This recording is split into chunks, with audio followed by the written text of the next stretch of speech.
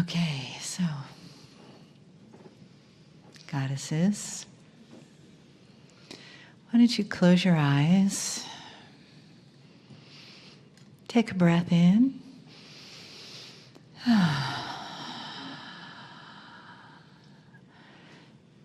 just let yourself come into that nice, soft, relaxed place that the goddess loves.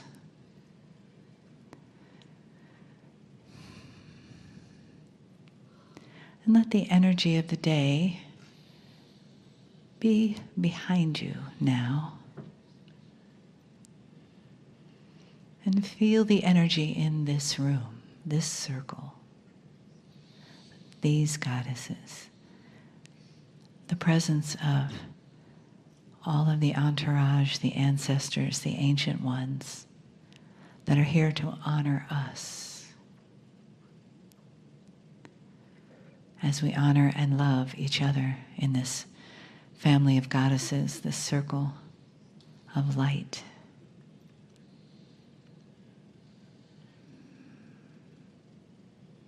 Feel that love around you. Feel that honoring. Feel that yes.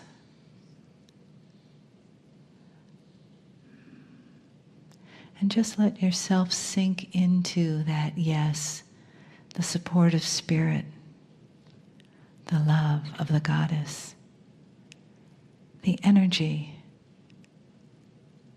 that we were in today that comes with us now as it is awakened. And how you know yourself more deeply, as beautiful, as sacred, and as magnificent.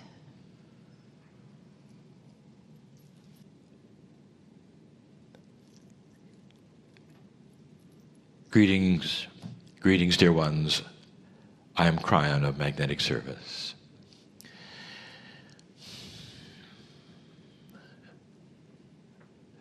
This is the second message in what you have called the Goddess Tour. And today, you went to that place they call the Acropolis Hill. And I want to take a moment to tell you what you really saw. It is profound. Not for the historical reasons, but you see such a big picture of what we have been telling you now for over 2 decades. And I want to review with you a little of what the energies were that perhaps very few see. And then I want to project it onto the future. You're looking at Greek history. And we have said it before. Many would say that this is the place where so much thinking began. Thinking about self, about planet, about esoterics, about all things intellectual, about language and science, art, beauty, sculpture, architecture. And that there was so much advancement here in those areas so quickly. Indeed, if you go back as far as you can, this is the place where human beings started to examine God or the feeling of Creator in a very intellectual way. You can go to different places of the planet and you can see the beginnings of many kinds of beliefs. But in this particular place, you get to reveal something I'm going to identify. And what I'm going to identify now is spiritual evolution. It is so easy to see here how it started, where it went, and perhaps where it's going. We've talked about the dispensations of energy that human beings have gone through that have to do with spiritual things. You would think that God would be self-evident, that a human being would be born and there would then be an intuitive sense that said there was a creator, and there is. As far back as you go, from the ancients who lived on the planet far before the Greeks, there was. But here you got to see it in a way that really paints spiritual evolution. It's interesting, but it's understandable that if there is a creator, that the first things that human beings would try to do would to be figured out who it is, what it is, and why it is. And in a very elementary beginning way, in spiritual evolution, you did not have the kind of esoteric thought you do today. Not at all. It had to start very, very simply. And what humans have done, literally since they began to operate with God, is to humanize God. It's understandable. That's all you have as a model, the psyche, the humanness. The greatest philosophers would humanize God. Even today, the greatest organized systems of spirituality continue to humanize God. But you saw it so clearly, did you not? On the Acropolis Hill. There you got the information of the 12 gods. Humans decided that God was a family. That makes sense. Because again, all humanity had was themselves. And so the model creator had to be like them. But they went the second mile in Greece. They made them dysfunctional. Now this is funny now, but they did it because that's who they were. And so it made sense to them that there would be disagreements and all of the things that humanity has with their gods. Now, before we go any further, I would like to bring up something. No matter who is describing God, no matter how elementary it is, whether it's in Egypt, whether it's in Greece, there is numerology involved that is accurate. Why 12? Why did Plato decide to split the soul into 3 intellectual parts? Even today,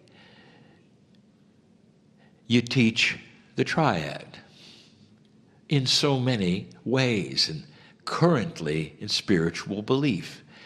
So the numerology seemed to be accurate. There are many civilizations that had many gods, but none like this, for they intellectualized all of them. In Egypt, there were many gods. Sometimes through Egypt history, there was one god, Pharaoh. Unfortunately for them, he kept dying. And so then he was replaced. That then led to another system, because the creator is not supposed to die. And so you have 12 immortals. That is a beginning. And you have to see what took place over eons of time, thousands of years. We sat in that which you call the state of Israel not that long ago. And we told you that those who spoke Hebrew on that land, that you call the Jews, brought this planet a monotheistic God. And that was the next step. So you go from many gods to a monotheistic God. The master of love also spoke Hebrew.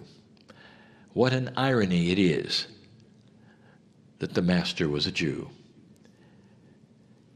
And you see the evolution from many gods to one. You go from the dispensation, perhaps, of law to a dispensation of love. And we have said this before, that there would be 3 dispensations. When you passed the 2012 marker, you moved into the dispensation of responsibility. And immediately you saw the issue. For 2,000 years, although you had a monotheistic God, it was still elementary. For now you decided to argue over who had it right. And even the major belief systems of the planet are split. One creative source, and wars about how to worship it. Like children in a playground, discovering the seeds of truth and not seeing what the truth really is. Past 2012, it becomes slowly the dispensation of responsibility. And then there will be a further evolution, the final evolution, where they see the essence of God and realize that it applies to all humanity. That there is no right or wrong way to worship or to love God. And that culture can be different and appreciated and respected and understood. And there will be many ways, but all of them will be correct. For God is love. That is the step that you are now starting to move into. And in the process, those who are the most radicalized about what they believe is correct or not correct are the ones that will make the most noise. And that is because they start to see the devolution, the crumbling of the differences. Light starts to be greater than dark. And you start to understand that God is not intellectual. God is not like a human.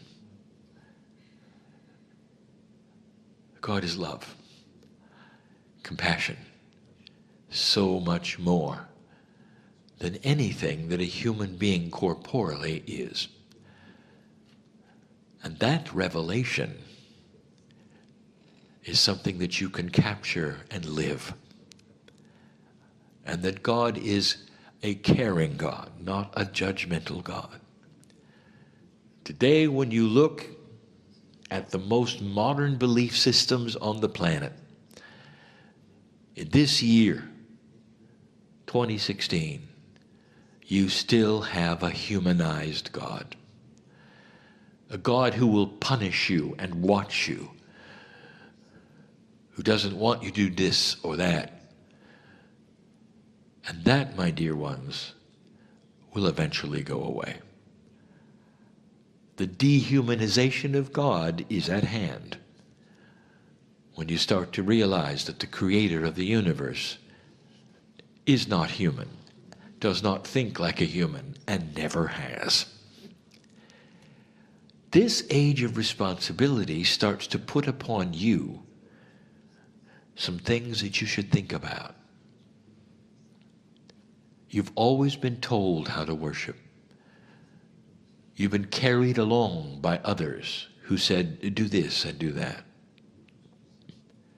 They tell you which direction to face. They remind you of the mythology. They tell you about dark and negative energy and how to avoid it. And all you do is follow the example and go from one place to another, hoping you get it right. Suddenly the light is turned on and you realize that none of those things are accurate. They've been put upon you by human nature. That God is light, and the mythology starts to disappear. The traditions that you would hold clear for centuries start to disappear because you start evolving. And in that evolution, I will tell you what's next for you. This is a group that is going to do ceremony. Ceremony is like congratulations of energy, of self. It's celebration. That's what it is. And in that there is epiphany and realization. And I want to tell you the premise that we have been teaching for so long. It's time to change the entire paradigm of how you work with God. You wait for others to give you instructions of where to worship, how to worship, when to worship, how much, how long. It's part of the structure of your life. But dear ones, it's not a box. The age of responsibility means that at any time you wish, you are your own altar. God is inside you. If somebody says you have several hours of free time on a tour, it doesn't close the door to celebration. It means you can go into the forest with others if you wish, or just across the street to visit a tree. And you can use 3 hours to celebrate all by yourself, because that's the freedom of God. Don't let an activity or a historical site or the history lessons get in the way of how you feel at the moment about God. Don't compartmentalize it. Know that you are one who can worship and celebrate the beauty of God in you no matter where you are. In a closet, in a historic place that means nothing to sacredness at all. You are sacred. You are sacred. I feel a song coming on.